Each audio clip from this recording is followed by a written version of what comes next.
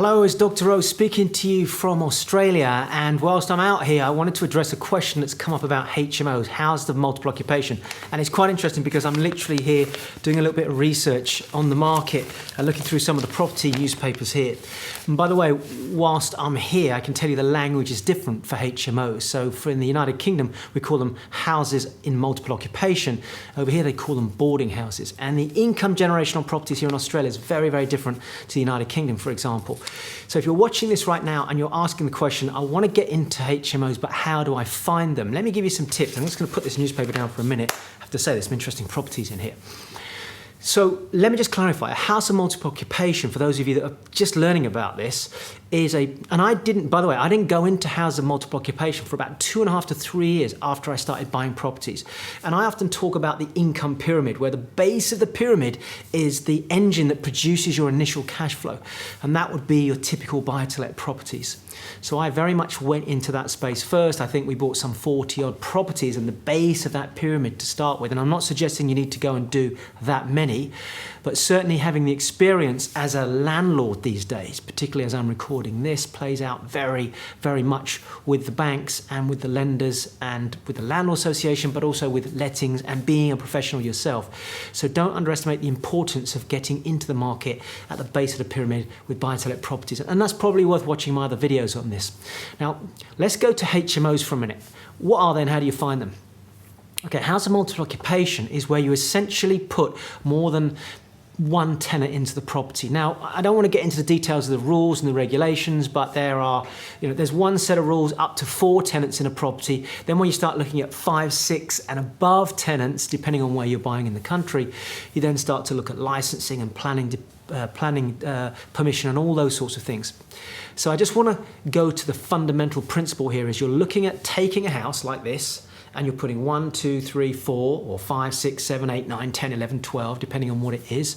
And for me, we've started off with just a few and we went up to 10, 11, 12. One of my properties has a license for 22 tenants. So you will have to decide as a landlord, what do you feel is the most appropriate type of HMO for you? I think the standard, fairly straightforward model would be in the 4, 5, 6 range. Now, if you're watching this from Scotland, be aware that the rules are different for you in Scotland, so you need to check up on that, but it's a lot stricter. But if you're looking at, say, Wales and England, then what you're looking at is a nice model around 4, 5, 6 bedrooms.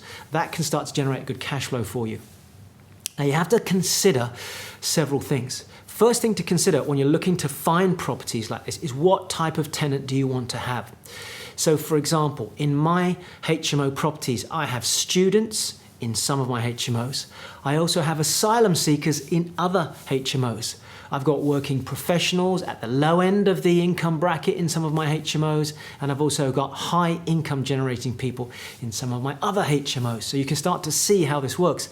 We even have HMOs where we have vulnerable tenants and social housing type tenants. All of those are completely different demographics. So when people say to me, oh, Dr. O, tell me exactly how I find them and where I find those properties, the first thing I say to them is this: what type of tenant do you want to put into your properties? In other words, what type of HMO business model do you want to run? Okay, so let's take the assumption that you're going to do students, for example. Then students have a very specific mindset, I can tell you that now. Back in my day, we did everything on foot. We walked to the university, we would cycle sometimes to the university. Very few students had the ability to drive. Occasionally people had motorbikes. However, the world has changed now. Students now are coming in and they're parking their cars, coming in on their motorbikes. They have more available funds, either they bought it on credit cards or from their parents, whatever it is.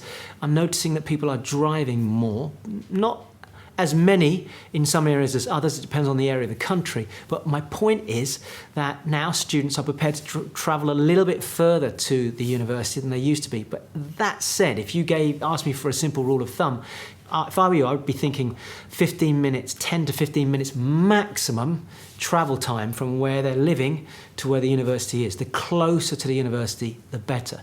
So immediately what you do is you take out Google Earth, or you get out a map, or however you want to do this, or if you're looking at Rightmove, if you're using Rightmove as one of your models, you put that in the center and then you draw a line around it and say, right, the typical travel time, and you've got to think about this. Are they driving or are they walking? Is it walking 15 minutes or is it driving 15 minutes?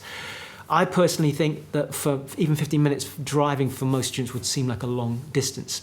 So what I would certainly look to do is talk to the university, talk to the accommodation department, get an idea from them on what their experience is. Where are most students wanting to live? That's a really big indicator for you for distance. So let's say you found your circle around the university. Then it becomes easier because now you're starting to look for a specific type of property. Now let's say you want to stay under the main radar and stick up to 4 tenants in a property. That means you're looking for 2-bedroom houses with 2 reception rooms. That could be one of the types of property you're looking for. Or you could be looking for 3-bedroom property with 1 reception room downstairs. Reception room meaning ground floor room, typically a lounge like I'm sitting in here. I'm actually recording this whilst I'm at an apartment traveling at the moment, but this is a lounge. Or it could be a dining room. So it could be a lounge and a dining room. They're both reception rooms. So you might have 3 bedrooms upstairs and 1 reception room downstairs. Now, if you're anticipating and you discover for that area that tenants will pay a little bit more and they tend to prefer a lounge area, a communal area, then you've got to think very carefully about the property then, because you really need to be looking, if you're looking at 4 tenants, at say a 3-bedroom house with 2 reception rooms downstairs, one of which you convert into a living bedroom, i.e. you've got 3 upstairs and 1 downstairs giving you 4, and then the lounge becomes that lounge space where they hang out together. Then you have your kitchen. Now the lounge may well have a dining table in it as well, so you've really got to consider the lifestyle of those tenants. I find with mature students, that a little bit more professional, they tend to like to have a social area, but it's not a crazy social area.